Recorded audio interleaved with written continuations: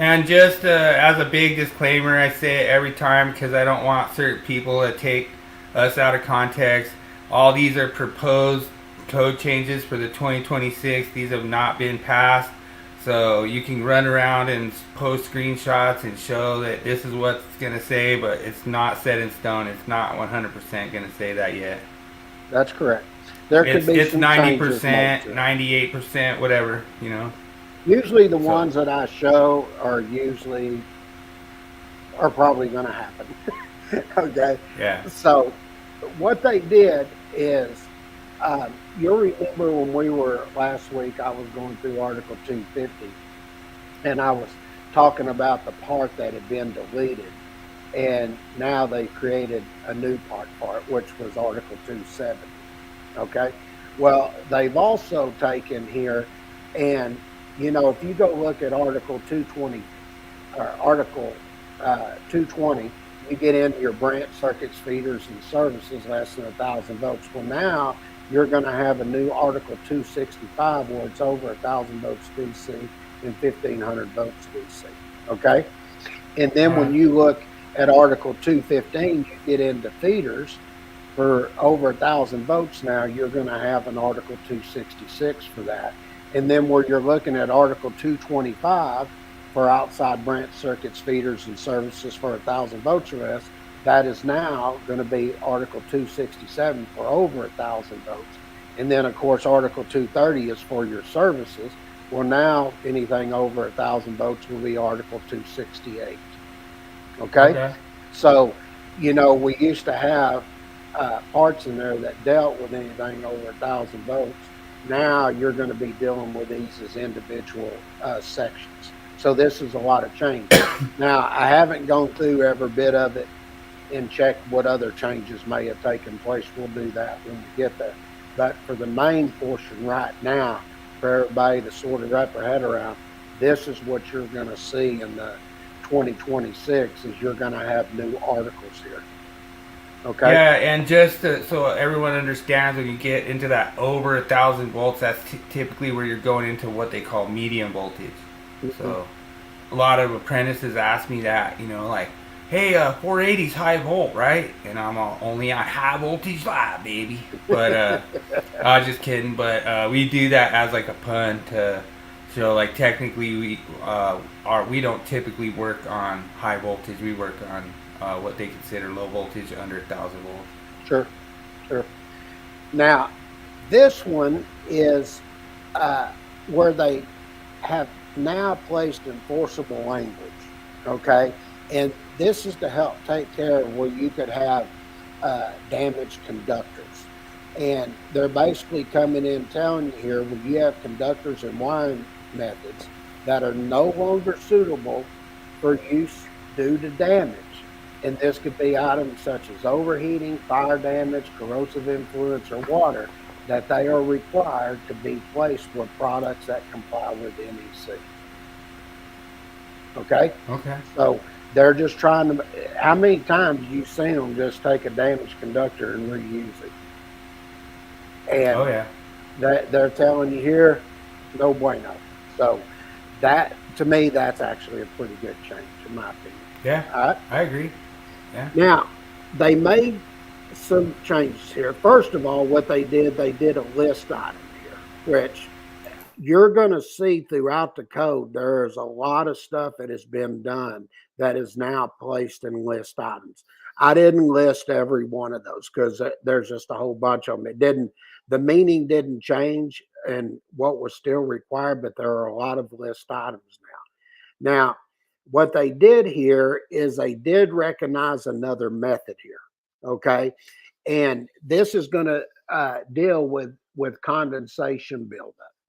And what they're telling you is that we have two items here now.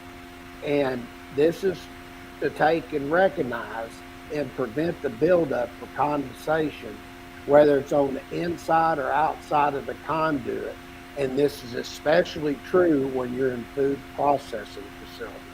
So they're telling you in two there, the other approved means, that the use of a fitting or other approved means identified for the purpose of preventing condensation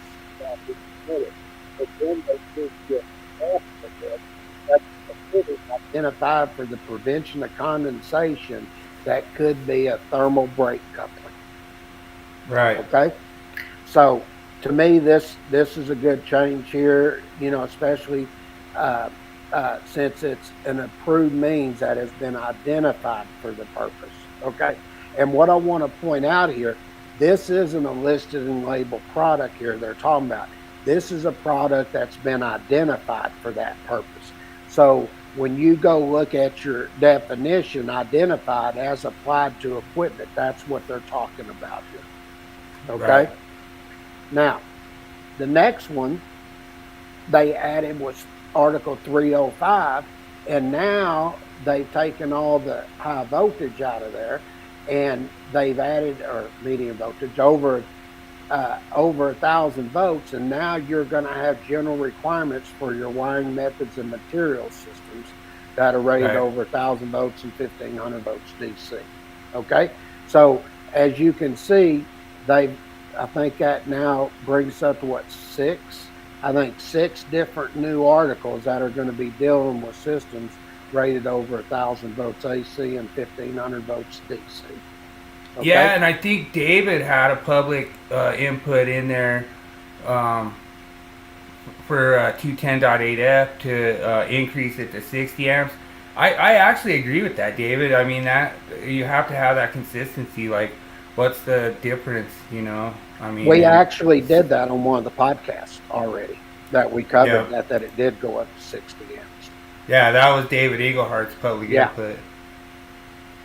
Now, this one is interesting because they're clarifying some stuff here. And what they did, this is where you're dealing with single-phase dwelling services and feeders, and they've added a new sentence now in the third paragraph. And what it says, where correction or adjustment factors are required by 310.15B or 310.15C, they shall be permitted to be applied to the ampacity associated with the temperature rating of the conductor.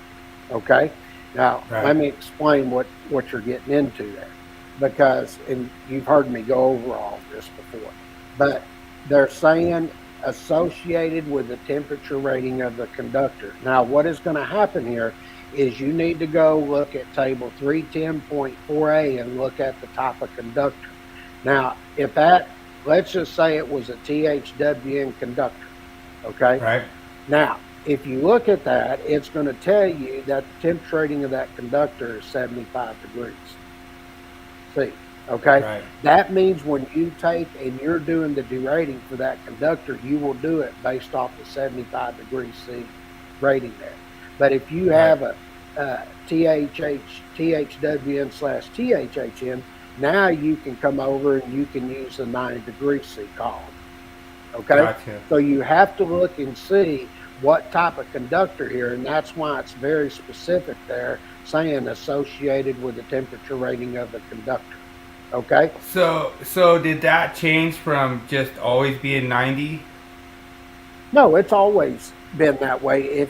If you go look at 110.14C, it goes in and talks about your ampacity adjustment and correction factors, or both, and it talks about based on the rating of the conductor. All they're doing is... So this is just to align with that. Yeah, because this here is getting out there where you're dealing with service and feeder conductors. Okay? Gotcha. And just not the grounded conductors. So a lot of times, what do you see people run outside? THWN. Yep. That's not THHN. If that's the case, then you can only use the 75 degree C column. Gotcha. Okay? So that's why I think this is an important change. I think it helps clarify a few things here. Okay? Nice. All right. Now, the next one is reconditioned equipment. All right? And what this is going to deal with is where you got cabinets, cutout boxes, and meter socket enclosures. They're not required. You're not permitted to recondition these items. And you're going to see next week, I'm going to go to Article 314, and it's going to say you can't recondition outlets either. Okay? So When you You said know, that, it just clicked in my head. When you showed that, I thought that was funny. that's right. And that is one of the things I've been talking about is when you go in and you look at these different things, when I get to Article 314, it says you can't recondition an outlet. It doesn't say outlet points. And like I've been trying to say, a point is established somewhere. You got to have something there. So I think this is going to be very important just to take care of this. It's really not much, but there are going to be some. And one of the True. things that we're going to do is we're actually going to go through each one of those chapters and see where changes were made. And then we're going to also illustrate where there is a difference. Right. Okay.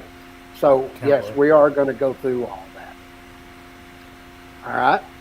And then this one was 312.11. And what this is going to get into is your splice taps and feed through conductors. And they're going to do some clarification here. And what they're going to tell you is if you go down and look at 5 and then look at the sentence underneath it, what this is going to do is going to preclude meter socket enclosures from containing non-service conductors. Okay. Right. So basically what they're going to tell you is that if it deals with a service, that's what it's going to deal with. You can't have all these other conductors there. Okay. So when you look at it, it says the conductors are not service conductors in A5. And then it says the wiring space of enclosures for meter sockets shall not contain conductors feeding through or tapping off to other enclosures, switches, or overcurrent devices. This requirement shall not preclude conductors terminating to the meter socket. Okay, Right. so they're just doing some clarification here to tell you which type of conductors are permitted there. All right. Well, and does that have anything to do with fused or unfused? Well, yeah, it would because it's still a meter socket enclosure, Right. regardless. It's everything that's said here is they're talking about the wiring space enclosure for those meter sockets. And it's telling you what cannot be in that in those meter Okay. sockets. Okay. And I think this helps clarify to make sure there's no other conductors in there. Okay. Because you could tap off the load side, right? And that would be technically, That's right. I guess it would be unfused.